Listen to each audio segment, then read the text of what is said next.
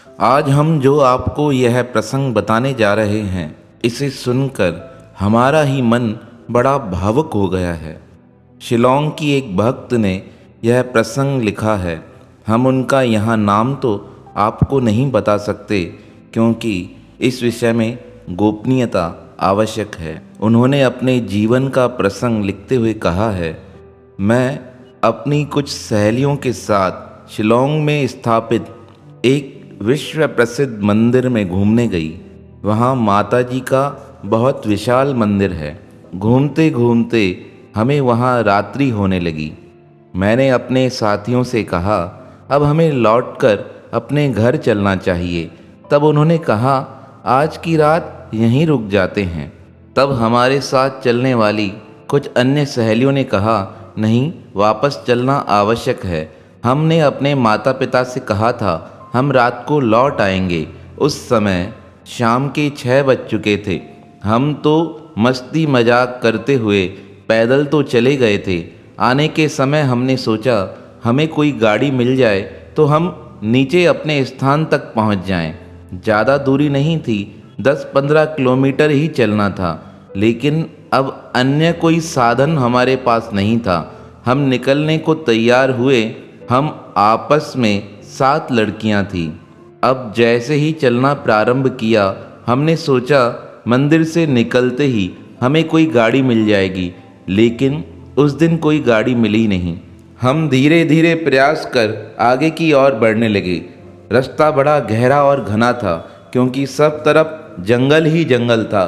सोचा थोड़ा समय चलकर हम पहुंच जाएंगे या अन्य कोई साधन मिल जाएगा तो उसे लेकर हम अपने घर तक चले जाएंगे।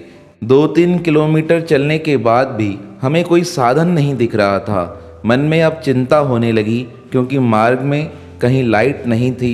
रोशनी के अभाव में हम एक दूसरे को पकड़कर चल रहे थे, पर क्या किया जा सकता है। अब निकल तो पड़े थे और पहुंचना भी जरूरी था। वापस मंदिर की तरफ जाना कठिन हो जाता, इसलिए यही सोचा धीरे धीरे प्रयास करने से पहुंच ही जाएंगे। मेरी 3-4 सहेलियां चलने में तीव्र थी। वो थोड़ा तेज चल रही थी, कुछ लोग धीरे चल रहे थे। हम भी आपस में बातें करते करते चलते जा रहे थे। हम मुश्किल से 5 किलोमीटर नीचे आए होंगे तो वहाँ का जो मार्ग था बहुत अंधकारमय था। मैंने कहा, हम यहाँ थोड़ी देर रुक जाते हैं क्योंकि यहाँ से आगे चलने में और मार्ग दिखने में बहुत दिक्कत आ रही है। सबने मेरी बात मान ली। हम थोड़ा वहाँ रुके, तभी किसी ने कहा, अरे अभी रात्रि के 7:30-8 बजे हैं। यहाँ रुक जाएंगे तो सारी रात यहाँ निकालनी पड़ेगी। जंगली हिंसक पशु भी आ सकते हैं, आगे चलते हैं। इस प्रकार उसकी बात मानकर हम आगे चले। हमने चलना तो प्रारंभ किया, लेकिन अब जो हमारे साथ होने वाला था वह बड़ा ही दर्दनाक था। उसका वर्णन मैंने किस प्रकार आपको लिखकर भेजा है, यह मेरा मन ही जानता है, पर यह हमारे जीवन में घटित हुआ। प्रभु कृपा करे कभी किसी के साथ ऐसा ना हो। परमात्मा सबकी रक्षा करे। इसके बाद उन्होंने आगे लिखते हुए कहा है, हमने मार्ग में आगे बढ़ने का प्रयास किया। हम नीचे आ रहे थे, तभी मार्ग में हमें कुछ लोग मिल गए। उन्होंने अपने मुख पर नकाब ढक रखा था। हमें उन्हें देखकर चिंता होने लगी। हमने सोचा यह कौन लोग हैं।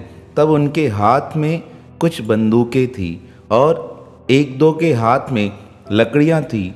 उन्होंने हमें आकर धमकाया और हमें पकड़कर कहने लगे, तुम्हारे पास जो धन है वो हमें दे दो।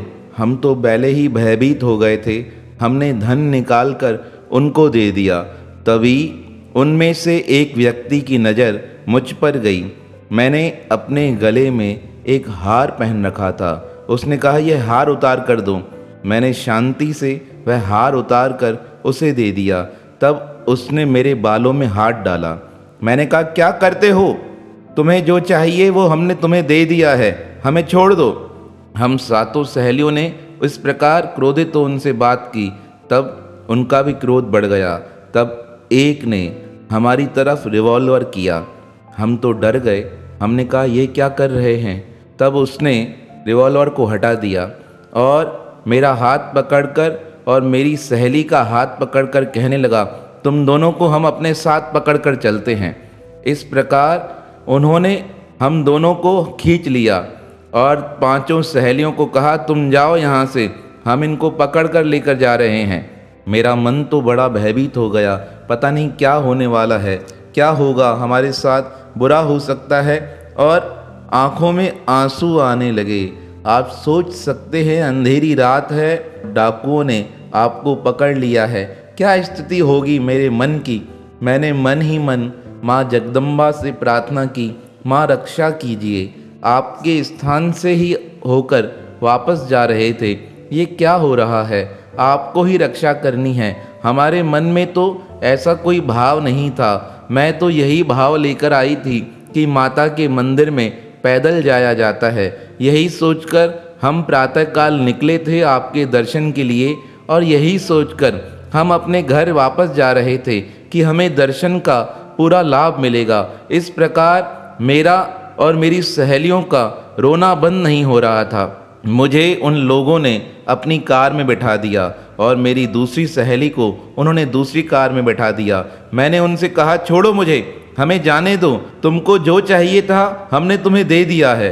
तभी उनका एक अन्य व्यक्ति जो देखने में बड़ा खूंखार लग रहा था, उसने मेरे दोनों हाथ पकड़ लिए। वो मेरे साथ गलत चेष्टा करना चाह रहा था। मैंने मन ही मन प्रार्थना की, प्रभु रक्षा करो। तभी अचानक वह रुक गया। वह कहने लगा, कहाँ से पकड़ कर आए हो इन्हें। तब वह कहने लगे, यह मंदिर से आ रहे थे, इसे हमने वहाँ से उठा लिया है। यह हमसे ज़्यादा सवाल जवाब कर रही थी। उनके इस प्रकार बताने पर उसने मेरे साथ कुछ किया नहीं। मैं बैठी रही, कार चल रही थी, मन में एक ही प्रार्थना थी, माँ जगदम्बा रक्षा करो। वह कार को बड़ी तेज स्पीड से चला रहे थे। जैसे ही एक स्थान पर मोड़ आया, मोड़ आते ही ड्राइवर कार संभाल न सका और पहाड़ी एरिया होने के कारण जब उसने गाड़ी मोड़ी तो गाड़ी एक पेड़ से आके टकराई। पेड़ से टकराने के कारण गाड़ी वहाँ रुक गई।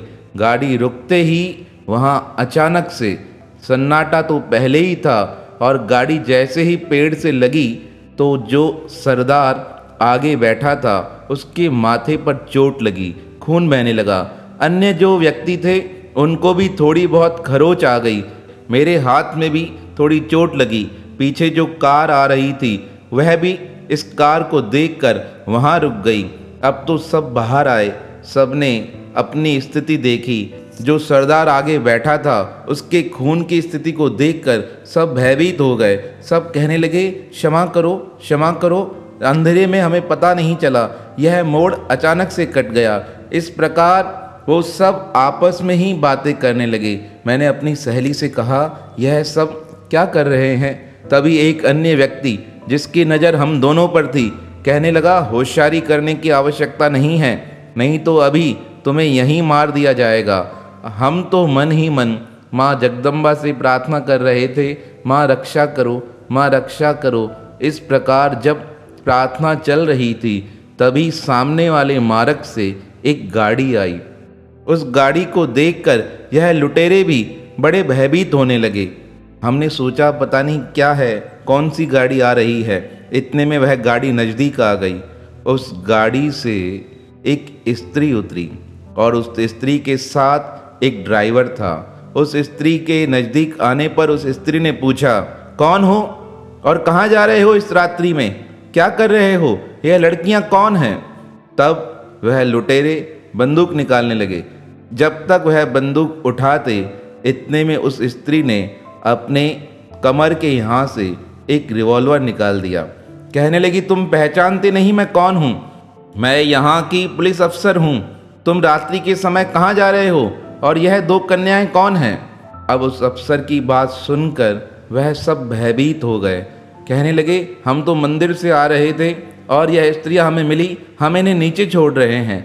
जब इस प्रकार वह बोल रहे थे तब मैंने बड़े जोर से कहा, यह झूठ बोलते हैं, यह झूठ बोलते हैं, हम इनके साथ नहीं हैं, यह हमें उठाकर लेकर जा रहे थे, माँ आप हमारी रक्षा करो।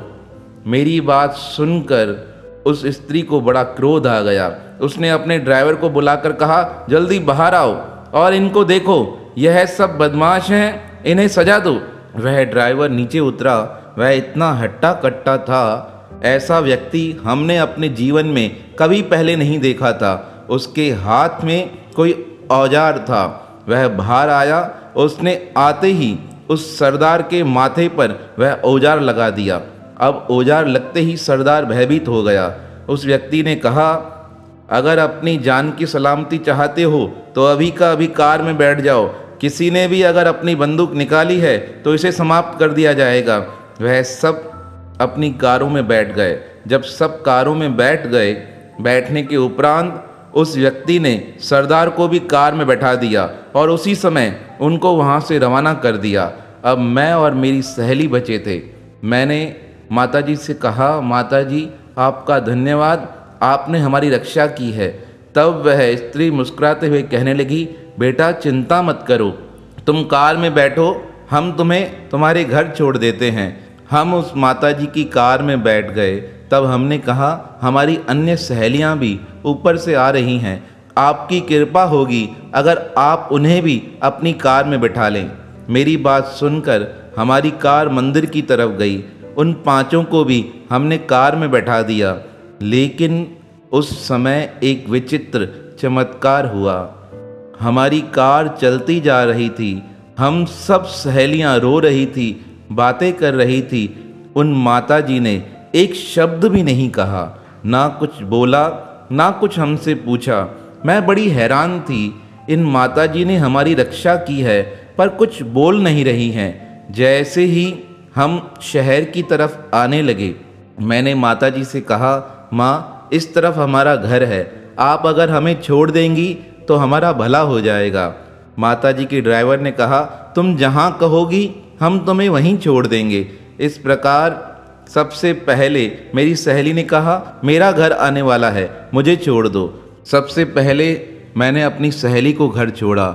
इस प्रकार सबको छोड़ते छोड़ते आखिरी में माताजी ने मुझसे कहा, मैं तुम्हें सबसे आखिरी में छोड़ दूंगी, चिंता मत करो। पहले इनके घर वाले चिंता कर रहे होंगे, इन्हें छोड़ देते हैं।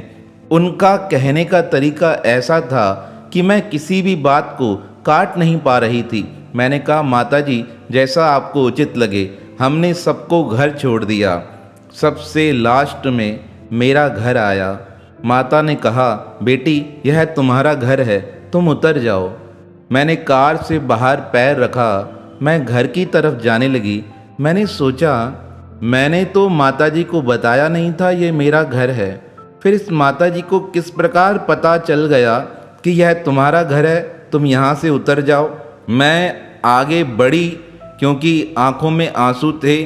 उस घटना का बार बार चित्रण सामने आ रहा था तो दिमाग काम नहीं कर रहा था। लेकिन अचानक से यह शब्द सुनकर मैं हैरान हो गई। मैंने सोचा, माता को पता कैसे चला, और ऐसा सोचकर जैसे ही मैंने पीछे मुड़कर देखा तो ना वहाँ कोई कार थी, ना कोई चलाने वाला था, ना कोई स्त्री थी।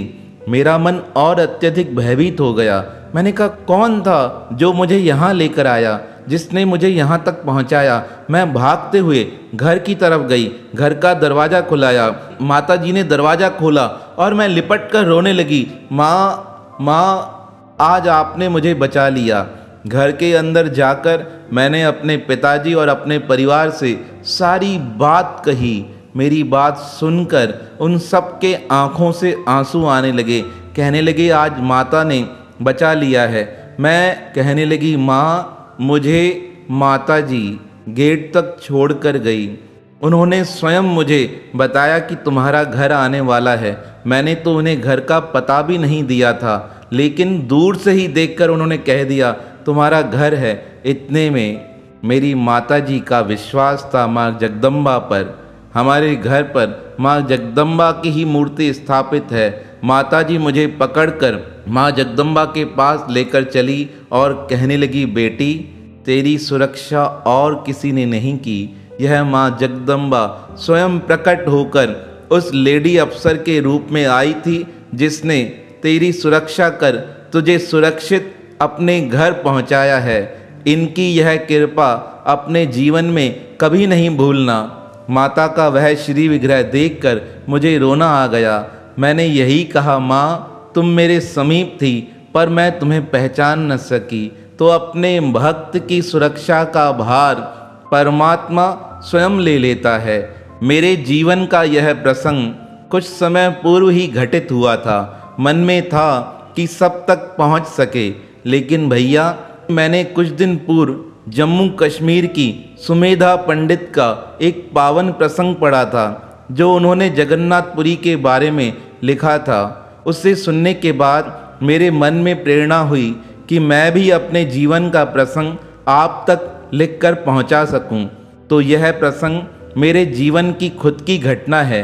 मेरे मन का यही भाव था कि आप तक पहुंच सके, आप अन्य भक्तों तक इसे साझा कर सकें कि किस प्रकार माँ जगदम्बा स्वयं प्रकट होकर अपने भक्तों के मान सम्मान की रक्षा करती है। तो आप अवश्य इसे अन्य भक्तों तक पहुँचाने का प्रयास कीजिएगा।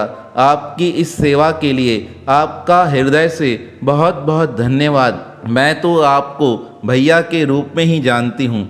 मुझसे जो भी पूछता है मैं तो यही कहती हूँ, मेरा एक भाई मेरे घर रहता है, एक मेरे भाई हैं जो संत जितेंद्र के नाम से हैं। वो कहाँ रहते हैं, कहाँ हैं, उनसे मिलना नहीं हुआ, लेकिन जब से आपकी यह कहानियाँ सुनी है मेरा तो आपके प्रति भैया का ही भाव है। बस यही भाव हमारा बना रहे, परमात्मा के श्री चरणों में मेरी भक्ति भी बनी रहे, यही मैं उनसे प्रार्थना करती हूँ। तो ऐसे भक्त वसल भगवान जो हर क्षण अपने भक्त का मान रखते हैं, और ऐसी करुणा में जगदम्बा मैया जो हर समय भक्तों की सुरक्षा करती हैं, उनके पावन श्री चरणों में हमारा बारंबार प्रणाम है, प्रणाम है, प्रणाम है।